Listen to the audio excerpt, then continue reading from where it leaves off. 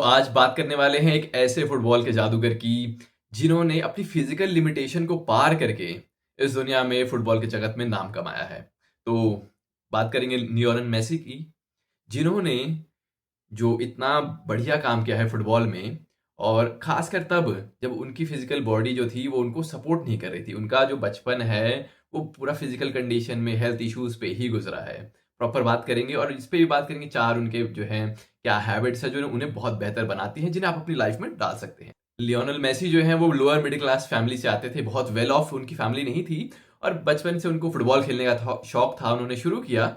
और 11 की उम्र में जाते ही उनको जो है ग्रोथ हार्मोन डेफिशिएंसी हो गई, जो कि बॉडी पे हिट करती है। इससे क्या होता है डिजीज में कि पर्सन की बॉडी जो हाइट नहीं ग्रो होती एंड जो है डेवलप नहीं कर पाती प्रॉपरली। ठीक है। और उनकी फैमिली के पास पैसे नहीं थे कि वो इसका इलाज तक करवा पाए, वो बहुत ही टफ टाइम्स पे थे। बट वो जो है मेसी है फुटबॉल अच्छा खेल लेते थे, he was able to do good work health condition को पार करते हुए भी। तो वहां पर जब क्लब में सिलेक्ट हुए थे, क्लब में उन्होंने उनको प्रॉमिस किया कि आपकी हेल्थ का सारा खर्चा उठाएंगे हम, you have to just play for us. उन्होंने बहुत मेहनत की, राइट। उनको इंजेक्शंस लगते थे। एंड खासकर ये कि आप सारे प्लेयर्स के बीच में देखोगे कि उनकी छोटी हाइट है, इतना ट्रीटमेंट के बावजूद भी जो इतनी हाइट बढ़ी, उनकी छोटी हाइट है, वीक फ्रेल हैं, पतले हैं जो है। ठीक है। बहुत बुले भी होते हैं स्पोर्ट्स फील्ड में, जब उनको जाते हैं टैकल करते हैं उन्हें धक्का मार के उन्हें गिरा दिया जाता है, बहुत इंजरीज होती हैं, स्ट्रॉन्ग प्लेयर्स के सामने टिक नहीं पाते। लेकिन जब वो फुटबॉल उनके हाथ में आती है, जब पैर में आती है, he take it like a magic. वो कैसे निकालते हैं किसी को पता भी नहीं लगता कहाँ गई फुटबॉल। तो वो अपनी स्किल ड्रिबलिंग पासिंग के लिए बहुत फेमस है, he knows how to score goals. ठीक है। और सबसे बड़ी बात कि उस बंदे ने गिव अप नहीं किया कि यार मेरी बॉडी छोटी है और मैं कमजोर हूँ, वीक हूँ। He just work on his game, है ना।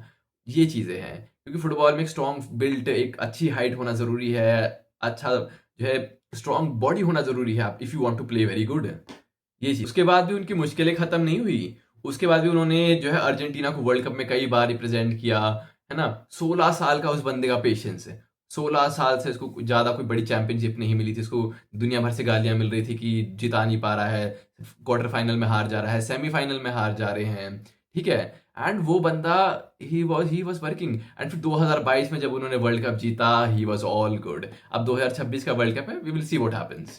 पहली हैबिट जो मेसी की है वो ये कि बेसिक्स पे वो बहुत फोकस करते हैं। You should focus on the basics, simple.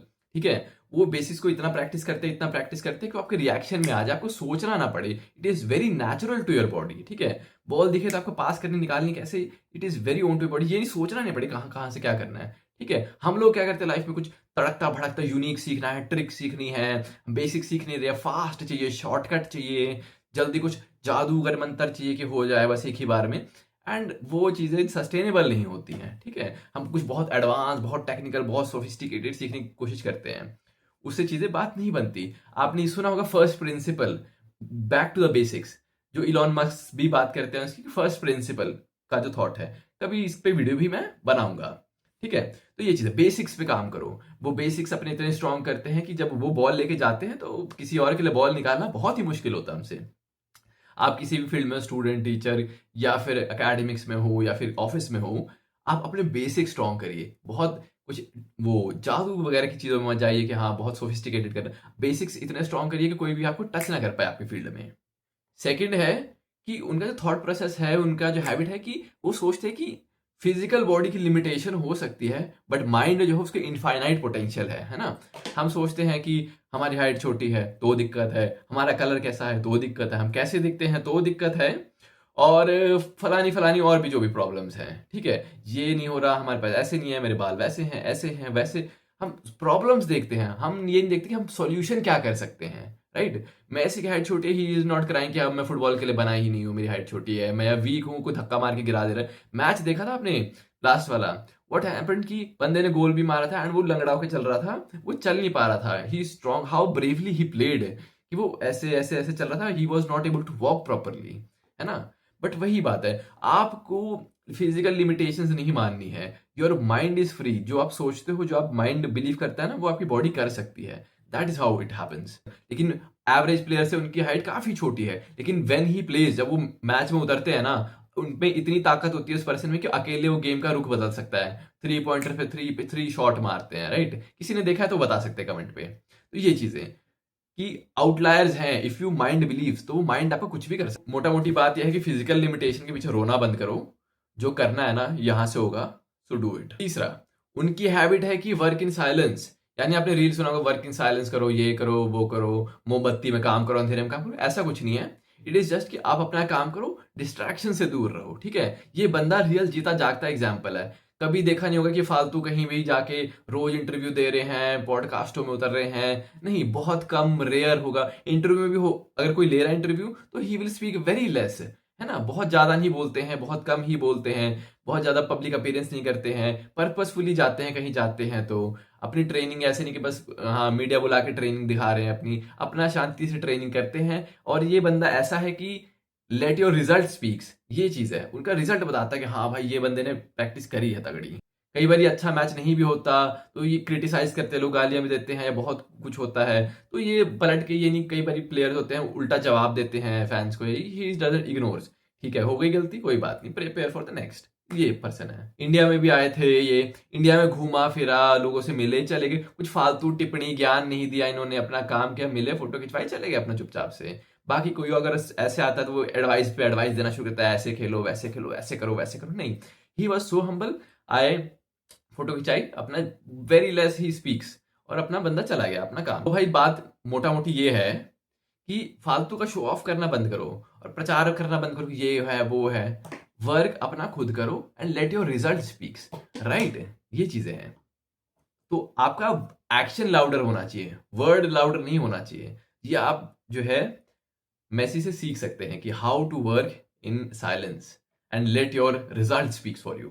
चौथा, इनका जो माइंडसेट है, जो ये सोचते हैं कि he is very patient person, ये पेशेंस बहुत रखते हैं। हम होते हैं कि अगर कोई चीज नहीं हो नहीं रही, हमारा खुद से भरोसा उठ जाता है कि नहीं यार मैं ही केपेबल बंदा नहीं हूँ, मैं ही नकारा हूँ, या कुछ है 2 महीने 4 महीने कोई काम किया नहीं हो पा रहा, ये बिजनेस खोला नहीं हो पा रहा, फलानी कंपनी में नहीं प्रमोट हो पा रहे हो, हम बर्बाद हो गए, 1 4 महीने 6 महीने काम के नहीं है, साल भर काम किया, वी आर लूजर, है ना।